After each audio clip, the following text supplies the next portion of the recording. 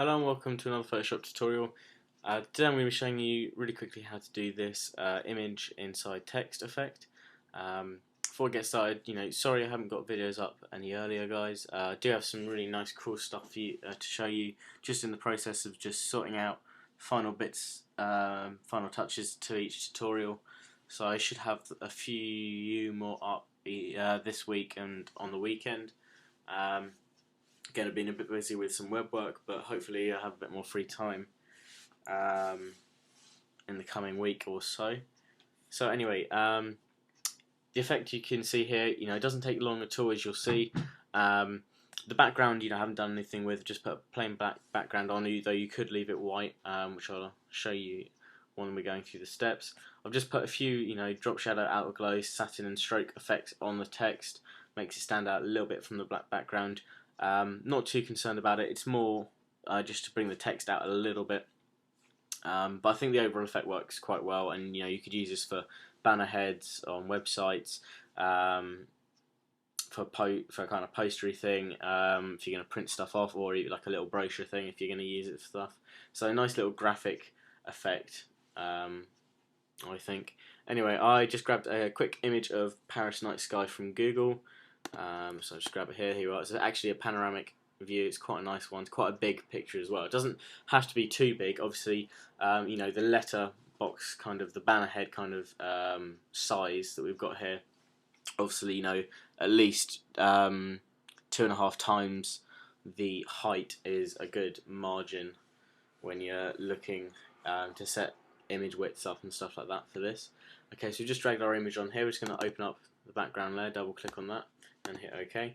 And then we're going to duplicate the layer, which is Command J on a Mac and Control U, or you can just drag the layer down to the new layer down there. What we're going to do after that is create an actual new layer, drag that layer down between the two images we've got now, and then we're going to fill the layer 1 white. As you can see, it's just gone white there. I've just hit the fill there.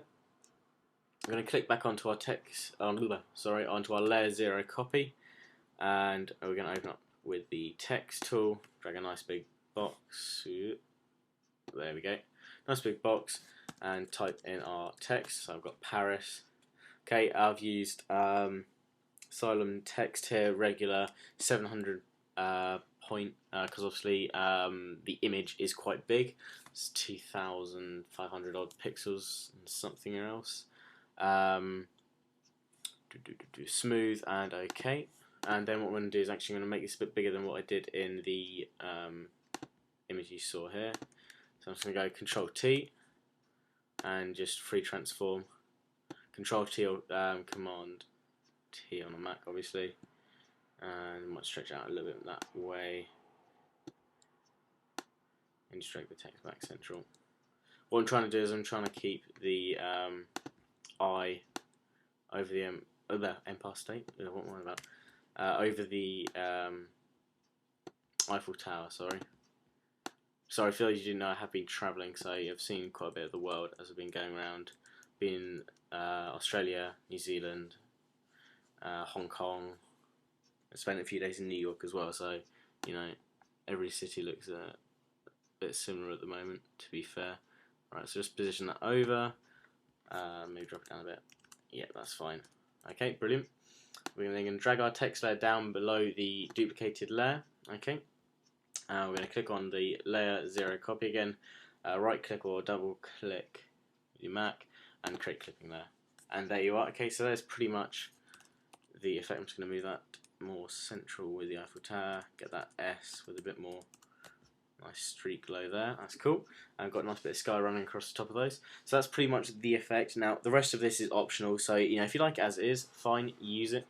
If you want to make it stand out a little bit more, by all means do. We're just going to do some simple text effects. So right clicking on that lead, or 2-click, and blending options. I'm going to put in a drop shadow, multiply black, and I'm just going to drag it around to about, it's about 120, 121. Distance, move that out of the way a bit so you can see. Distance to about 10. Spread to about 12. Don't want it too big. Size 10, that's good. Going to do an outer glow as well. and I'm going to set that to set that to more of a grey. That's fine. Screen's fine, noise fine. Spread, maybe pull it out, and size, move that out to about 11 and 13. That's fine. And then go down to satin. We're going to reduce that down to about 15%.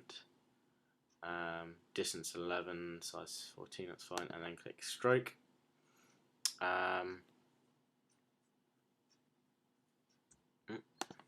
Stroke 3%. That's fine. Actually, I'm going to change the outer glow to a reddy colour. And I'm going to do the same with the stroke, actually.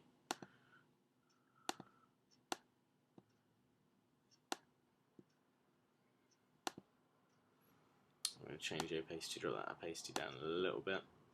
Okay, so you can do it with the white background, or like I did, you can change that background around. So just grab the layer there, and then we'll take the drop shadow, change the drop shadow to a grey white, and apply that. The outer glow is fine. The satin is still good, although I don't know. Might line it up a bit, put more of a grey on it, and take that stroke to a darker red, and change the size to 2. Go back to the outer, drop the size down maybe a little bit. But again, these are all settings you can play around with. This is all optional stuff to do.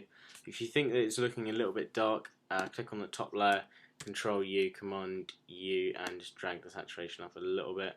It doesn't have to be too much, and you can bring the lightness up if you've added maybe a bit too much satin. If not, leave it at 0.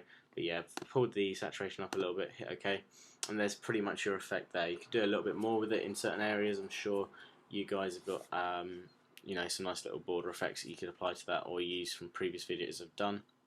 But that's pretty much the effect right there. You know, I've got 2 different examples there. This one stands out a little bit more. You can make it more 3D should you want to. But you know, it's a really quick, simple effect. One which works well, I reckon. Again, you've got to use some pretty thick text. But you know, the longer the word, it doesn't matter. You can combine several different backgrounds. All kinds of stuff. So hopefully it's been a bit of some use. Sorry, I'm mumbling my words a little bit.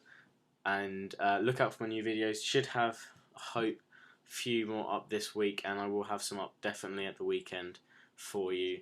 I think some more Photoshop ones. I will have the website, some website ones up soon. I am doing the finishing touches to those as we speak. I'm just working out the final bits on that for my own site, because that's what I'm going to be basically showing you how it's all set up on that, because I've just moved my site onto a new server. So please, you know, stay patient. I will get around to that. Any more comments or questions you've got, you know, PM me, leave me comments on videos, stuff like that. Cheers guys, thanks for watching.